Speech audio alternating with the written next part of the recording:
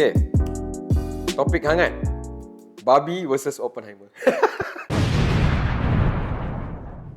Do you think they did this on purpose? Both the movies at the same time. Wow, I think if we're gonna go into this tunnel, I would say tell Ken to go back home. So I think to me, this is my opinion, diorang nak first keluarkan both the movies serentak a lot of countries to see which is people's choice. Apa yang orang nak pilih, what people would choose. Okay, first of all, I haven't watched any of both these movies, but what I can see is that the amount of press for Barbie in Malaysia is way higher than Oppenheimer.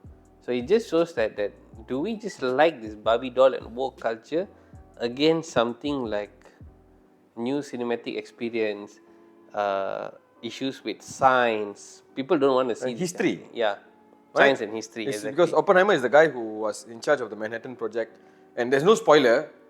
Guys, if you don't know, this is an open history lesson, and Oppenheimer Tak tahu baca buku. Yeah, this is not like, oh, Dr. Shashi does spoiler. There's no spoiler here. It's already a known fact that Oppenheimer is one of the person in charge for the Manhattan Project with a few other army personnel. He was one of the chief scientists there. And this is about creating the atomic weapon to be used masa Perang Dunia Kedua. Alright? So this is the story of that person. Okay, tapi bila kita lihat pada exposure of all that launch on Barbie in Pavilion and all the celebrities lining up, everybody wearing pink and all, and then I started realizing that when I had read some reviews online, they actually advise for young girls not to watch this Barbie. They said there's a lot of issues in regarding towards this woke culture inside. Woke culture. So when you see that, okay, of course, this woke culture ni kita lihat sekarang ni lelaki nak jadi perempuan, perempuan nak jadi lelaki, lelaki tak tahu dia lelaki, perempuan tak tahu dia perempuan, ada yang sesat, ada yang campur, all of this ada sekarang. And I rasa even the news macam with the Good Vibes Festival tu, that group 1975 datang buat hal macam tu, it actually is also another representation of another side of the spectrum of Malaysia who doesn't like and doesn't agree. I absolutely disagree with whatever was done on the stage and the way how the band handled itself. Yes. And whether we are Muslim ke non-Muslim ke, I think sebagai Asian. and the concept of heritage and culture we have, we will always say no to this kind of behavior. And it's about respecting others when you go to their house. It's like that, alright? So, tak ada like, oh, you know, like some people were, I know, the comments on the netizens were commenting on, oh, you know, like you're not accepting love and all this. No, wait a minute. First of all, even bercumbu-cumbuan atas stage, laki perempuan pun, I feel it's not our culture. So then why would you want to show it, you know, like laki-laki on top of the stage? That's disrespecting when you're coming to someone is hosting you and you buat macam tu depan khalayak ramai. I feel that is disrespectful. Yeah, see, and that brings back to like if I go back to like Qatar's World Cup 2022, right? They clearly said no rainbows, no drama, no stunt.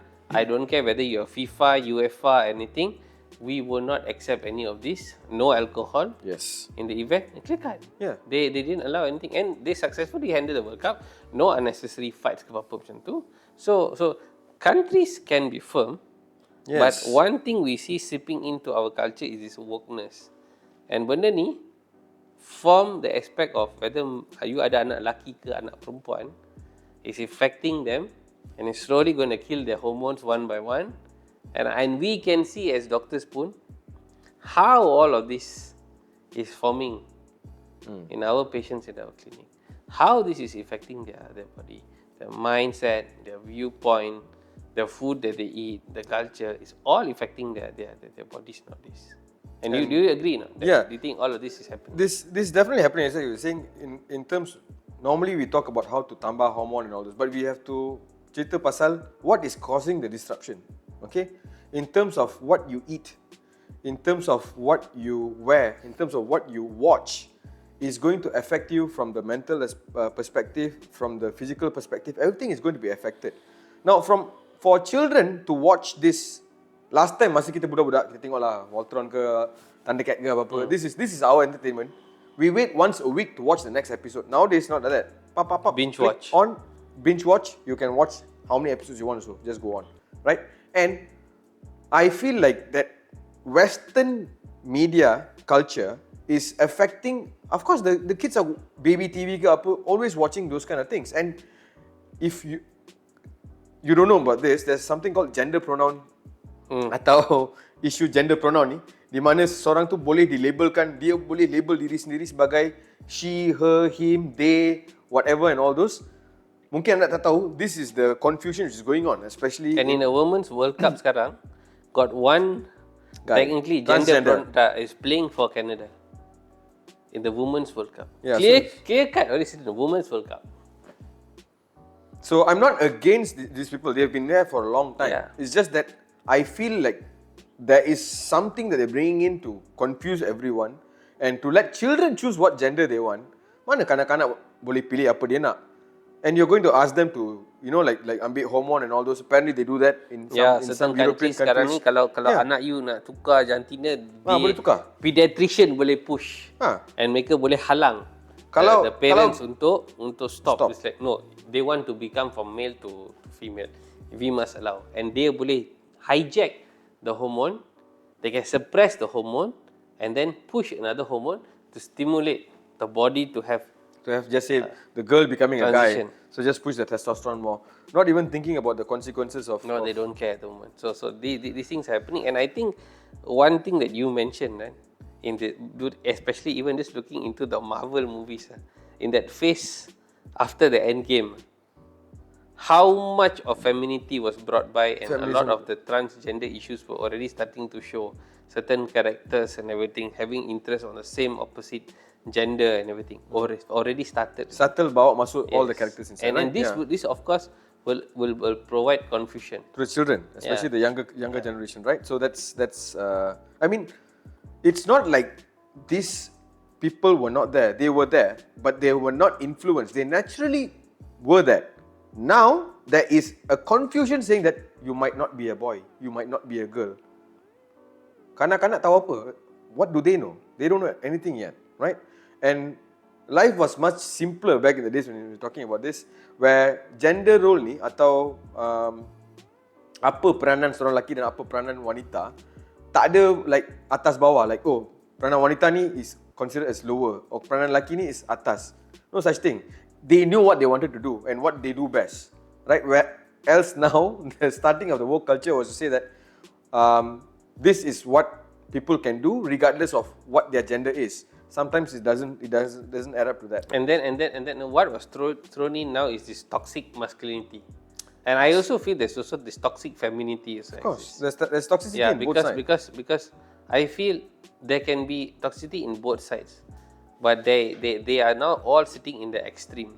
Yes. When you're talking about this toxic masculinity, of course we're always going to relate it with gunfight, violence, and everything. But there's also need of very strong men.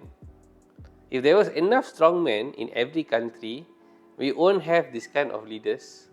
We will have very calibrated leaders, charismatic leaders who will fight. They're not scared about certain unnecessary consequences. All of this exists. But now, all of that sidelined because of fear. So when fear exists, automatically they will govern you.